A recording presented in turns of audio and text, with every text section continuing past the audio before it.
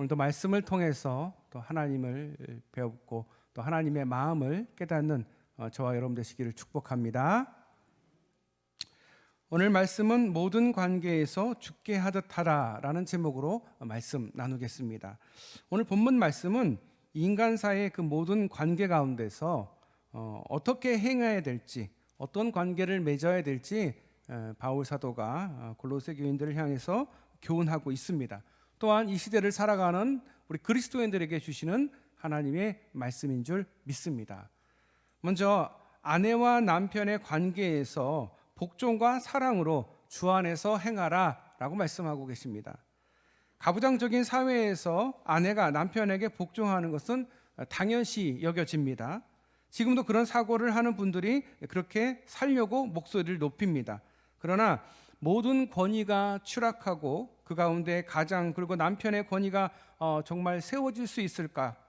억지로 하는 순종을 복종이라 한다면 그 관계에서 좋은 결과를 가져오지 못할 것입니다. 더구나 당시 사회는 봉건주의와 폐쇄적인 사회였습니다. 우리처럼 SNS나 아니면 전화나 문자가 있지 않은, 그래서 그냥 전혀 서로의 그 관계가 전혀 없는, 그래서 오로지 남편밖에 없는 그런 세상인 거죠. 그래서 더더욱 여성들에게는 억압과 그리고 차별이 많았습니다. 그런 가운데 부부 관계를 이룬다라는 것은 한쪽이 희생하는 삶을 사는 것입니다. 그런 사회적 분위기 가운데 사도 바울은 능동적으로 남편에게 복종하라라고 권면하고 있습니다. 이것이 주님이 마땅히 여길 부분이다라고 말씀하시는데, 자발적으로 복종으로 말미암아 기독교 가정을 이루어갈 때 그 관계가 새로워질 수 있다라는 것입니다. 그냥 복종하는 척 아니면 싫어도 그런 척이 아니라 더욱 적극적으로 복종하는 모습을 보여주라라는 거예요. 또 남편은 아내를 진심으로 사랑하라는 거예요. 괴롭게 하지 말라는 거죠. 우리가 살다 보면 이렇게 아내를 괴롭게 하는 일이 참 많이 있습니다. 예를 다 들을 필요가 없을 정도로 다 아실 텐데, 그래서 부부관계에서 남편에게 먼저 복종하고, 먼 선우가 없는 거죠. 복종하고, 그리고 남편은 아내를 사랑해라. 그런 관계를 맺어라. 중요한 것은 그 관계가 주 안에서, 주님 안에서, 그러니까 내가 복종하는데 주님 안에서 복종하는 거예요. 내가 복종하면 왠지 내가 좀 억울하고 좀 속상하고 그럴 수 있어요. 하지만 주님 안에서 복종하라는 거예요. 복종하는데 그냥 복종하는 게 아니라 적극적으로, 더욱더 능동적으로 복종하라. 왜? 주님이 계시니까. 주님이 아신다라는 거예요. 남편을 변화시킬 수 있는 사람은 세상에 누구도 없어요. 오로지 그 아내만, 자기가 사랑해서 결혼한 자기 아내만이 자기를 변화시킬 수 있습니다. 그런데 여러분, 변화는요, 한쪽에서 먼저 일어나면 그 다음 다른 쪽도 변화가 일어나게 되어 있습니다. 그러니까 내가 먼저 그리스도 앞에 신실하고 말씀대로 주의 안에서 살면, 그리고 남편의 말에 항상 복종해 주면 남편은 따라올 수밖에 없는 거예요. 이 거울이거든요. 부부가 닮는다고 그러잖아요. 마찬가지예요. 이 말씀을 보면서 아니 억울하게 우리가 왜 남편한테 복종해야 돼, 그렇게 생각할 수도 있어요. 그런데 이 복종은요, 그냥 복종이 아니에요. 세상의 복종과 다릅니다. 예수 그리스도 안에서 행하라는 거예요. 예수님이 내 주인이시고 내 가장이셔요. 그런데 그분이 명령이 뭐냐? 남편을 존귀히 여기라는 거예요. 복종해 주라는 거예요. 얘기를 좀 들어주라는 거죠. 남편이 어디 가서 얘기를 하겠어요? 남편의 얘기를 안 들어주면 남편이 어디 가겠어요? 술집에 갑니다. 술집에 아가씨들이 얘기 들어주거든요. 아내가 자기 얘기를 잘 들어주면 굳이 갈 필요 없잖아요. 쉬운 거거든요, 사실은. 근데 안 믿는 사람들은 그렇게 해요. 그런데 우리는 믿는 사람들이잖아요. 우리는 믿는 마음으로 이야기를 들어줘요. 그리고 복종해 주는 거죠. 그러면 남편은 변화되게 되어 있습니다. 여러분, 남편 구원하는 게 얼마나 힘든지 몰라요. 하지만 여러분, 포기하지만 않으면 돼요. 또한 오늘 말씀처럼 복종하라는 거예요. 정말 뭐 같은 남편일지라도 복종해 주는 거예요. 들어주는 거예요. 그리고 남편은요, 아내를 사랑하라는 거예요. 가드해 줘야 돼요. 보호해 줄 상대인 거예요. 남으로부터, 다른 사람으로부터, 세상으로부터 보호해 줄 상대가 하나님이 나에게 주신 배필 내 아내다라는, 그를 사랑하라. 부부 관계에서 가장 중요한 거 주 안에서 사랑하고 주 안에서 복종하라. 그런 믿음의 가정을 이루시기를 주님의 이름으로 축복합니다. 두 번째, 자녀와 부모 관계에서 주 안에서 기쁘시게 해라 라고 말씀하고 있습니다. 당시 자녀는 가치를 재산의 일부로 여겼던 사회였습니다. 우리 결혼하면은 딸들을 보내면서 결혼 지참금을 받잖아요. 아직도 베트남이나 아니면 뭐 아프리카나 많은 나라들에서 결혼 지참금이라고 해가지고, 몽골도 그렇고요. 딸을 보내면 장인어른한테 돈을 갖다 드려야 돼요. 그렇게 자녀를 재산의 일부로 여겼습니다. 자녀의 미래와 교육, 선택 모두 아버지에 의해서 결정됐습니다. 자녀된 입장에서 그 뜻을 따르면 되는 것입니다. 자녀에게도 인격이 있는데 그것을 무시당하고 있습니다. 바울의 권고는 아이들의 인격과 삶의 선택에 대한 교훈입니다. 주 안에서 그들을 인격적으로 대하고 주 안에서 그들 할 삶의 그 길을 선택할 수 있도록 도와주라라는 거예요. 그들을 또한 노엽게 하지 말라. 어떻게 하면 노엽게 되냐? 그들의 생각과 마음을 생각하지 않을 때 그들이 노엽게 생각을 합니다. 그러니까 어떤 선택을 하거나 어떤 일을 할 때 항상 물어봐야 돼요. 저희는 저희 아들이 뭐 옷을 사고 싶다면 먼저 가서 이렇게 보여줘요. 이거 중에서 뭐 고를래라고 먼저 물어봐요. 선택을 하게 해요. 다른 것도 마찬가지예요. 옷이 아니어도 뭐 신발이 아니어도 뭐 축구공이 아니어도 뭐든지 간에 하여튼간 본인이 선택하게 해요. 안 그러면은 마음에 안 든다고 교환해야 되니까. 예. 근데 이런 작은 소소한 것들은 본인이 결정하게 하고 그의 인생의 길에 대해서는 말씀에 의해서 그 갈 길을 인도해 줘야 돼요. 우리 아이들이 아무리 커봐야 속은 다 전두엽이 아직 발달 덜 된 그냥 아이들과 같은 거예요. 중고등부 아이들을 제가 오랫동안 사역을 해봐서 아는데요, 사고를 많이 쳐요, 아이들이. 근데 제가 알았어요. 뭘 알았냐면, 아이들, 유초등부나 아이들은 아이니까 선생님이나 부모님이 돌봐야 된다고 생각을 해요. 근데 중고등부 되면 이제 컸다고 생각해요. 왜? 외모가 나랑 거의 비슷하거든. 어디 가서 아저씨란 얘기 듣지? 애라고 소리를 안 들으니까 그냥 관심을 안 갖는 거예요. 앞길을 인도해 주지 않아요. 그냥 내버려둬요. 방치해둬요. 그러면 아이들이 사고를 칩니다. 그 아이들이 서로 얘기할 데가 없는 거예요. 엄마 앞에 아까 말씀을 드린 것처럼 남편의 얘기를 잘 들어주는 것처럼 아이들이 얘기를 들어줘야 돼요. 안 들어주면요, 남들한테 가서 해요. 남들이 누구예요? 친구들이에요.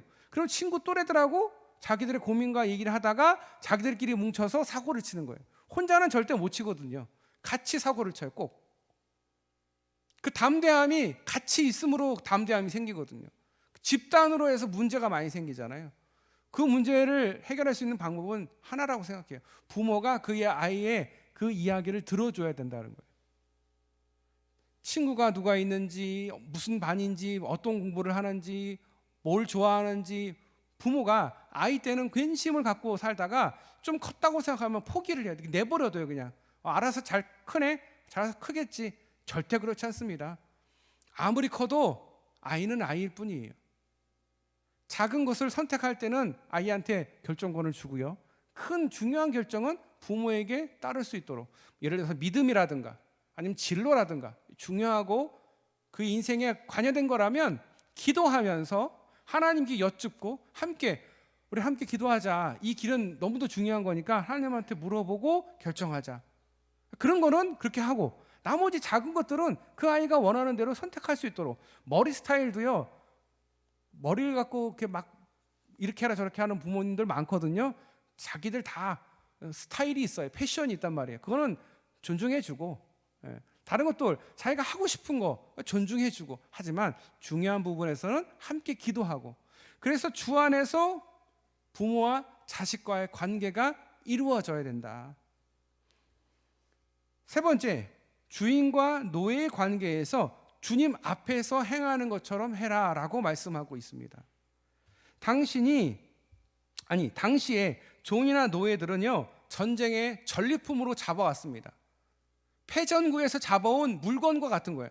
물건과 동일해서요, 병이 들거나 쓸모가 없거나 그러면 버립니다.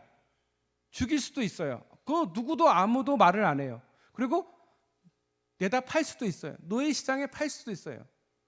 그렇게 재산처럼 여겼던 관계예요. 그러니까 주인과 종의 관계는 하늘과 땅 차이만큼 멀다라는 거예요. 굉장히 큰 차이가 있어요.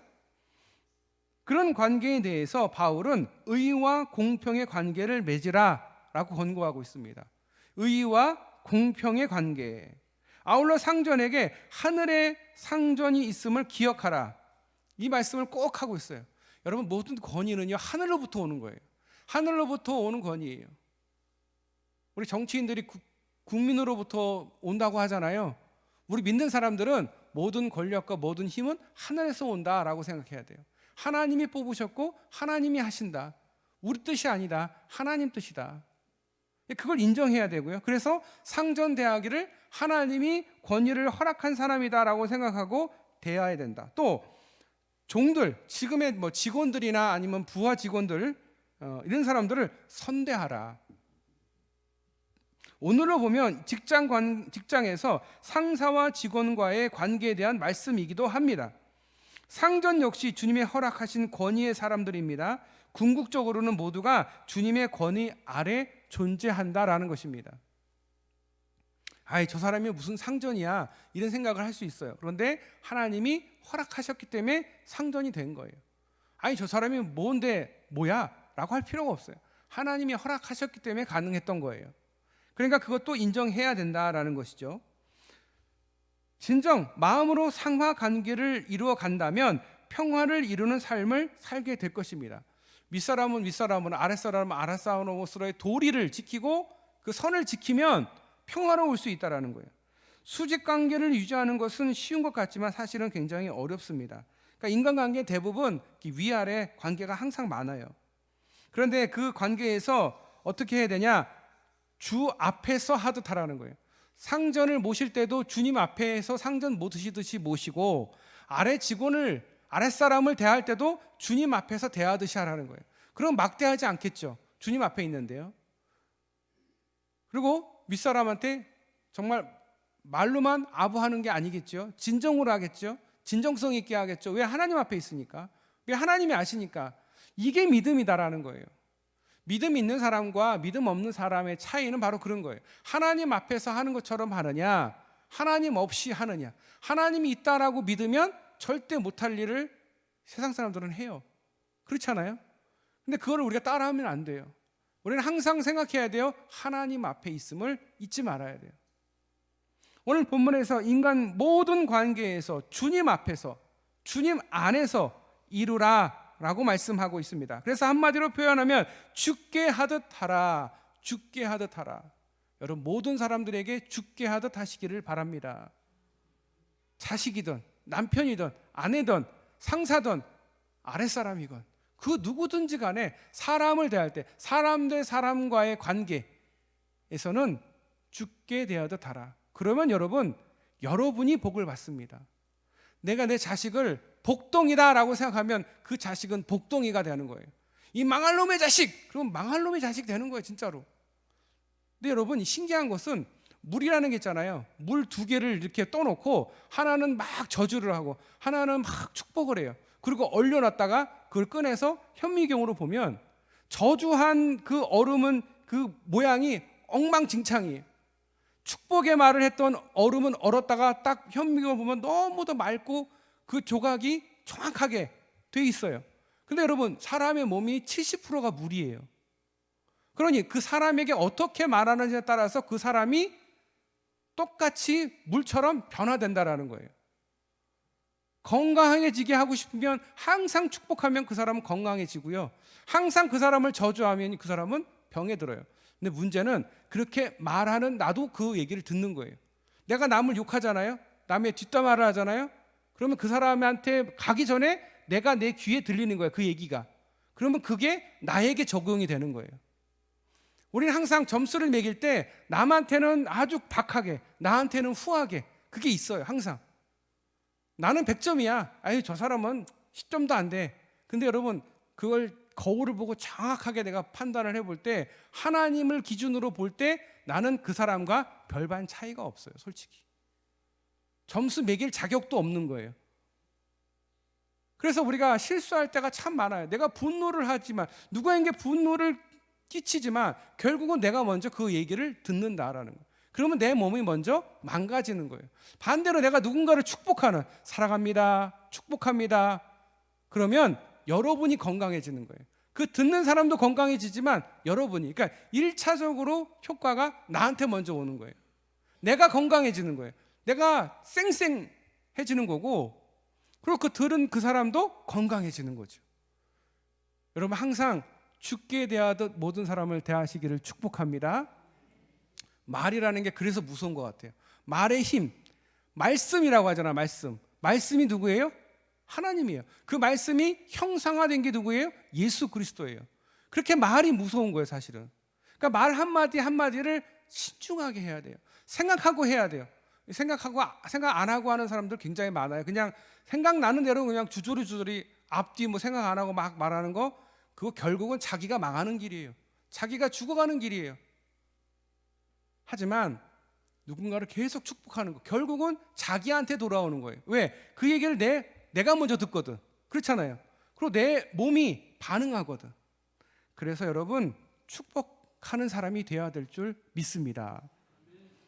우리가 성도로서 교회와 가정, 그 지역사회 안에서 모든 일을 행할 때 죽게 하듯 대하고 죽게 하듯 해야 됩니다. 겉과 속이 다르면 안 됩니다. 하나님의 말씀대로 사는 사람은 하나님 말씀대로 생각하고 하나님 말씀대로 실천해야 돼요. 누가복음 18장에 바리새인과 세리의 기도 비유가 있습니다.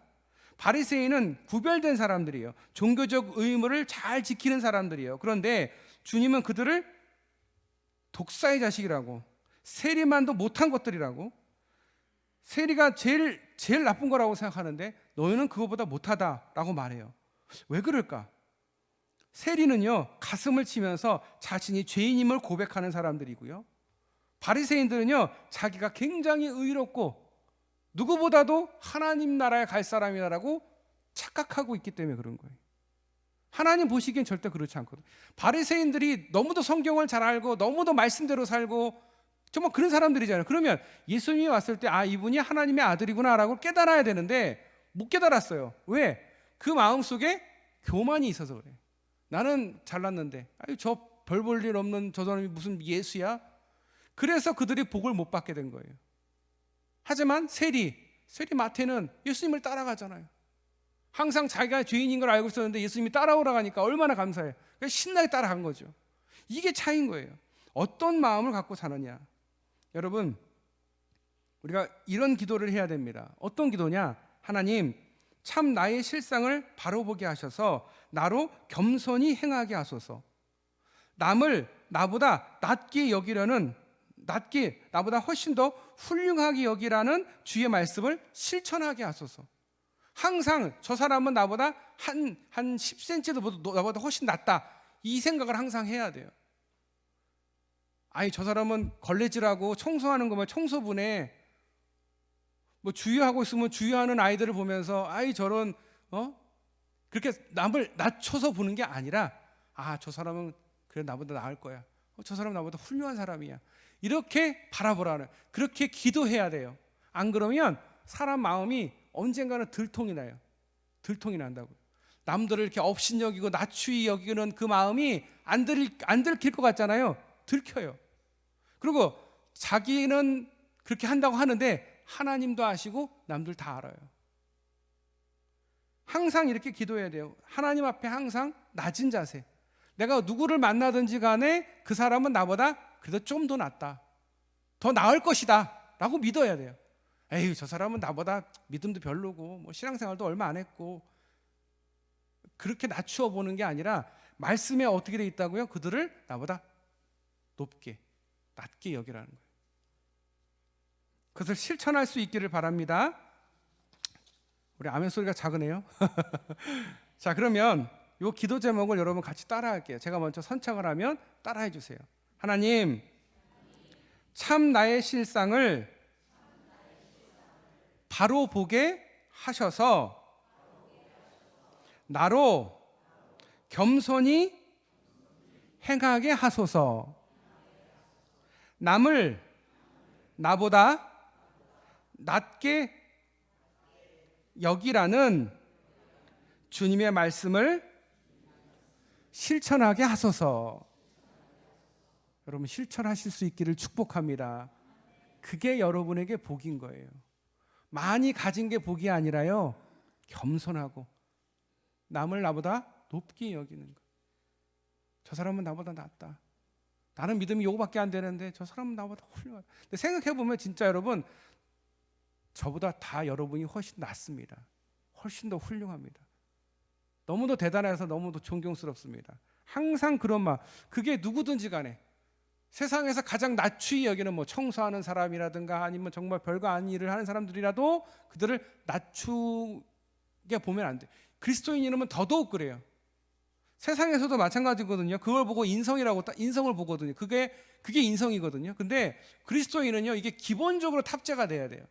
기본적으로 생각해야 돼요. 우리가 날마다 기도와 말씀으로 주님과 교제하면서 진심으로 그렇게 되기를 사모한다면 우리는 자신의 참된 실상을 발견하게 될 것이고 거기에 맞춰서 정직하고 성실하게 행하는 참 실력 있는 신앙인이 될 줄 믿으시길 바랍니다. 우리는요, 성화되어 가는 과정 속에 있는 거예요. 성숙한 그리스도인이 되기 위해서 애쓰는 사람들이에요. 그러기 위해서 뭘 해야 된다? 남을 나보다 낮게 여겨야 돼요. 낮게. 교회 안에서도 마찬가지예요. 모든 일을 죽게 하듯 해야 돼요. 주님이 맡겨주셨구나. 제가 부목사 하면서 제일 힘들었던 일은요, 직분을 부탁하는 거예요. 뭐 해달라 부탁을 하면, 예를 들어서 뭐 교사, 성가대, 뭐 구역장, 뭐 부장 뭐 이런 거 예를 들어서 뭐 이렇게 부탁하잖아요. 그러면 다 못 하시겠대요. 모태 신앙이신가 봐요. 그래서 못 하시겠대. 여러분, 모태 신앙을 가진 게 그 모태 신앙이 아니에요. 그렇죠? 못해 안 하겠다는 거예요. 난 안 할 거야. 나는 아무것도 안 할 거야. 그런 꽉 닫힌 마음을 가지면요, 신앙이요, 성장할 수가 없어요. 신앙은요, 어렵고 힘들게 부딪히면서 성장하는 거예요. 그 신앙이 이렇게 쉬운 게 아니에요.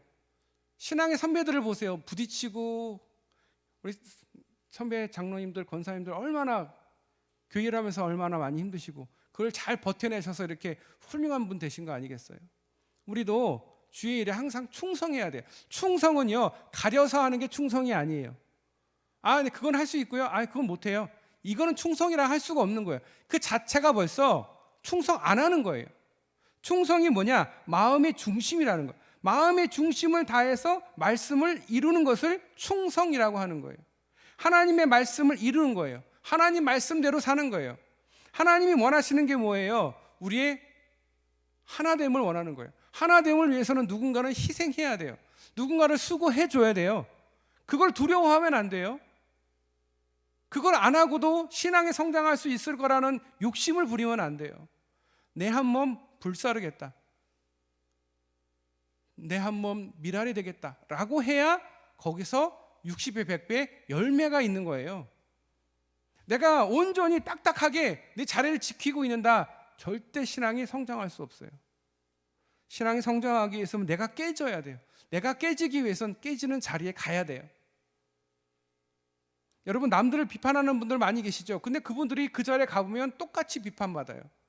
자기는 더 잘할 것 같죠? 막상 그 자리에 앉아보면 똑같아요. 힘들어요. 똑같아요. 왜? 다 같은 사람이거든. 여기서 하나님 아무도 없어요.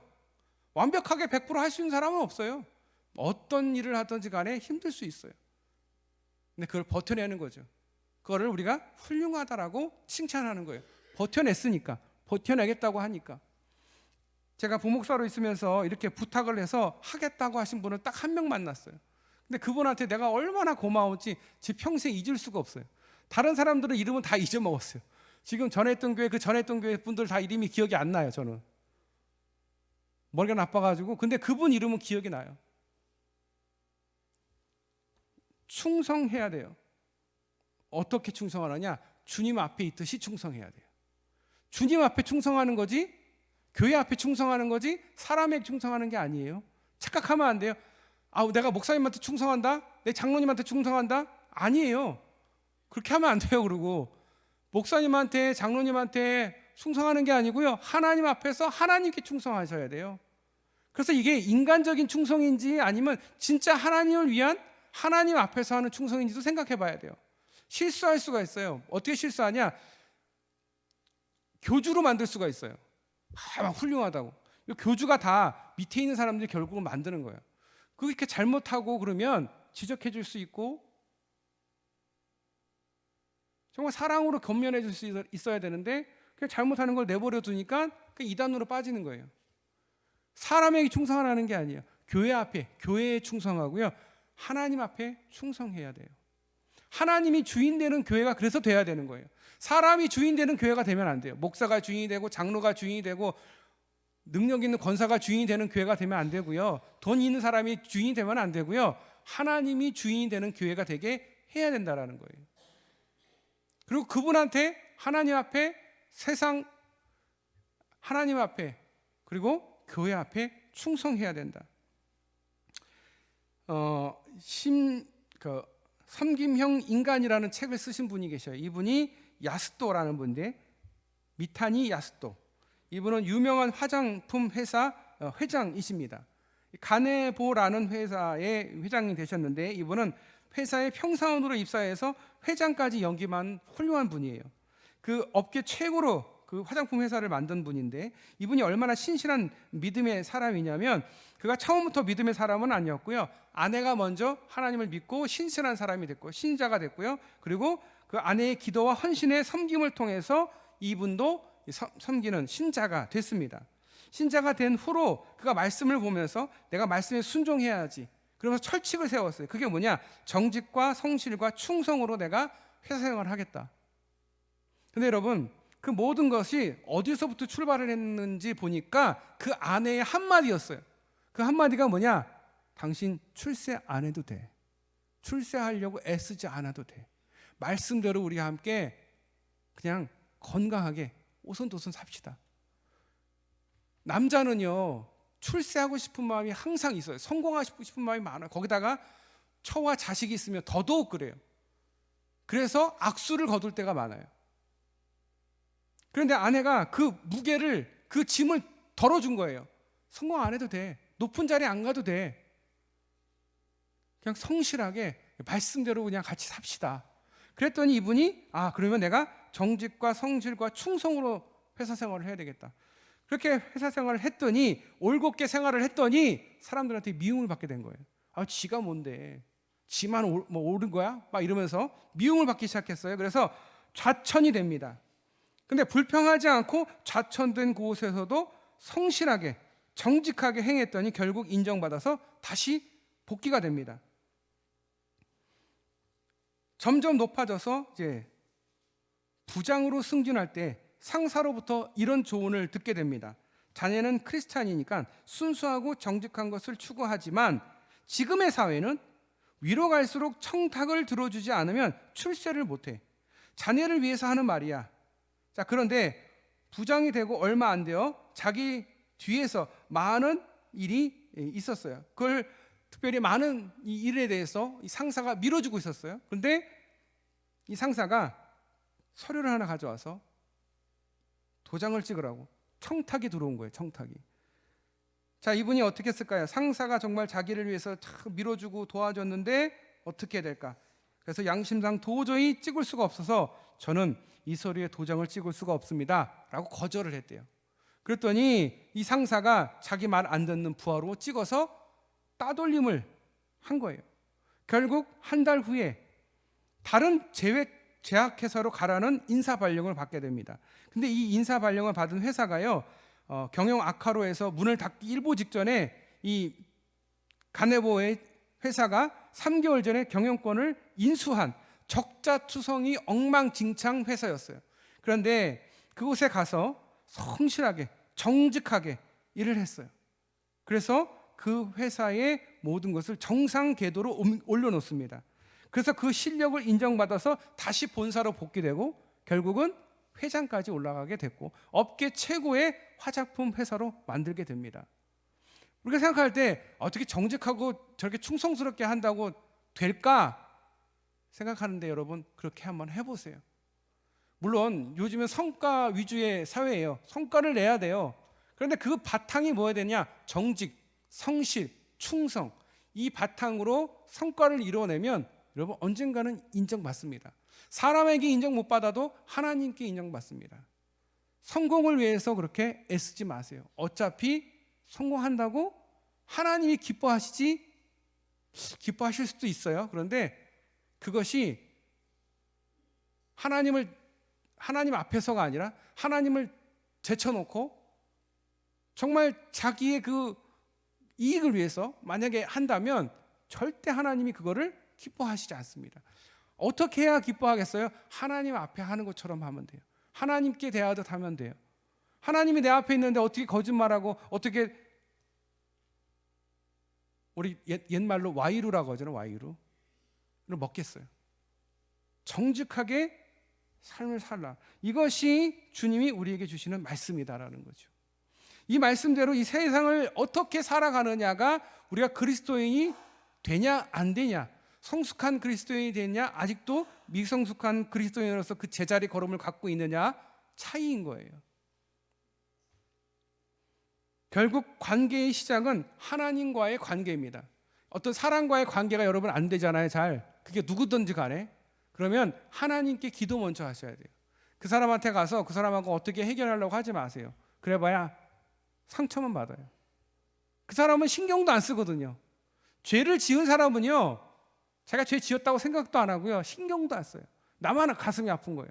그럴 필요 없어요. 하나님한테 이야기하고 하나님 앞에 기도하면 하나님이 처리하십니다. 아, 저 못된 놈 내가 그냥 확 자동차를 쳐 죽여버려? 막 이런 마음을 갖잖아요. 그럴 필요 없어요. 다른 사람이 쳐줄 거예요. 하나님이 하신다고요. 복수는 내게 달려있는 게 아니에요. 그 사람이나 나나 사실은 똑같거든요. 그래서 모든 복수할 수 있는 권한, 심판할 수 있는 권한은 하나님께만 있는 거예요. 그러니까 굳이 심판할 필요도 없어요. 그래서 내가 볼 때 저 사람은 심판 안 받고 가네? 걱정하지 마세요. 지옥도 있어요. 하나님은 반드시 심판하세요. 심판주로 오셔요. 그러니 믿으세요. 하나님을 믿으세요. 내가 굳이 뭔가를 해결하려고 하고 내가 뭔가 복수하려고 하고 내가 뭔가를 하려고 하는 그런 욕심을 내려놓으세요. 무겁지 않습니까? 얼마나 무거워요. 내가 해야 되니까. 그걸 왜 짊어져요? 굳이 하나님이 하실 건데. 내가 하는 것보다 하나님이 하시는 게 훨씬 더 통쾌하게 사이다 복수를 하시지, 내가 해봐야 그냥 찌질하게 그냥 몇 번 찌르고 말지 못해요. 그게 어떤 관계이든지 간에 하나님 앞에 있고 하나님이 하신다라고 믿고 여러분 전적으로 하나님을 믿으시길 바라요. 하나님은 절대 우리의 마음을 모르실 수가 없어요. 우리의 모든 것, 머리카락 하나도 다 세시는 분이 우리의 마음 또한 다 아셔요. 그러니 하나님 앞에 기도하면 돼요. 모든 관계가 안 될 때는 하나님 앞에 기도해야 돼요. 왜 관계가 안 될까? 하나님과의 관계가 일단 안 돼서 그런 거예요. 그게 부모와의 관계든 자식과의 관계든 지인 관계의 관계든 직장에서 관계든 하나님과의 관계가 일단 안 되면 그 모든 관계는 다 어그러지게 돼 있어요. 그래서 하나님과의 관계가 먼저여야 돼요. 그리고 모든 관계는 하나님 앞에서 하는 것처럼 해야 된다라는 거죠. 오늘 이 말씀이 여러분의 마음에 새겨지기를 축복합니다. 부부관계에서 주 안에서 복종하고 주 안에서 사랑하라. 자녀와 그리고 부모와의 관계 안에서도 주 안에서 순종하고 주 안에서 축복하라. 여러분, 제 1부 예배 때 숙제를 내드렸는데 여러분에게도 동일하게 숙제를 내드리겠습니다. 여러분 오늘 그리고 일주일 동안 여러분 자녀들에게 축복하십시오. 한마디라도 하시면 돼요. 뭐 가능하면 머리에 안수를 하셔도 돼요. 여러분 자녀들에게 안수할 권리는 여러분에게 다 있어요. 여러분 자식이니까 할 수 있잖아요. 여러분 축복해 주셔야 돼요. 자녀들을 축복하셔야 돼요. 그 말의 힘이 얼마나 강한지 몰라요. 아까 말씀을 드렸잖아요. 말의 힘이, 축복하면 그 아이는 축복한 대로 됩니다. 복동이라고 하면 그 아이는 복동이가 되는 거예요. 할렐루야. 꼭 한번 가셔서 아이들을 축복해 주세요. 나 너 너무 사랑해. 그게 너무 좀 부담스럽다. 그러면 나 너 축복해. 하나님 너 축복하신대. 그냥 그 마디만 하시면 돼요. 숙제검사 다음 주에 하겠습니다. 그래서 여러분 그게 살 길이에요. 그게 가족이 살 길이고 내가 살 길이고 내 자녀가 살 길이에요. 축복하는 게, 제가 아버지 학교 때 가니까 제일 먼저 하는 게 그거더라고요. 축복하세요. 축복하는 거 가르쳐주고 다음 주에 그 그룹 모여서 축복한 거 서로 나누고 어떻게 했는지 숙제 검사 서로 이렇게 해주는 거예요. 그게 아버지 학교더라고요. 별거 아니에요. 자녀들을, 부인을, 아내를 축복해주고. 그러면 그러지 말라고 해도 하나님을 믿게 돼 있어요. 막 바른 말, 막 옳은 말, 상처 주는 말, 쓴 뿌리에서 나오는 말만 하면 자녀들 상처만 받지 절대 순종하지 않습니다. 순종하는 척할 수는 있어도 절대 순종하지 않습니다. 말씀으로 축복해야 돼요. 위로해줘야 돼요. 이야기를 들어줘야 돼요. 항상 축복해야 돼요. 그러면 축복해주면 자녀들이 어떻게 해요? 갑자기 왜 그러시지? 그렇게 오해할 수도 있어요. 그래도 하세요. 그래도 하세요. 그러면 아이들이 나중에는 안 하냐고 물어봐요. 아빠 왜 나한테 안수해 안 해줘? 우리 아이들은 그렇게 해요. 아이들은 진짜예요. 근데 여기 있는 분들은 다 나이가 좀 어르신들이어서 다 아이들이 다 이제 다 커서 어르신이 됐잖아요. 지금 이제 그렇죠? 이제 어르신이 어르신을 이제 모시고 살고 있기도 하는데 그래도 여러분 한마디라도 전화해서 축복한다고. 나 이거 숙제 좀 해도 돼? 물어봐야 돼. 아들 나 숙제 하나 해도 돼? 그래서 왜요 엄마? 하나님이 너 축복하신대. 내가 너 축복해. 그냥 이 마디 한마디 하고 끊어오시면 돼요. 그러면 여러분의 한 주간 동안 더욱 건강해질 줄 믿으시길 바랍니다. 기도하겠습니다. 하나님, 주 안에서 우리의 모든 관계를 새롭게 하시고 특별히 사람과의 관계, 또 교회와 가정에서의 그 관계 속에서 또 세상과의 관계 속에서 다 주님 앞에서 또 주님 안에서 행할 수 있도록 우리 성도님들 축복하여 주시옵소서. 남들을 축복하여서 배로 축복받는 우리 성도님들 다 되게 하여 주시옵소서. 그래서 어느 곳에 가든지 사랑받고 칭찬받고 인정받는 우리 모든 성도들 다 되게 하여 주시옵소서. 우리를 사랑하시고 우리를 구원하신 예수님의 이름으로 간절히 기도드립니다. 아멘.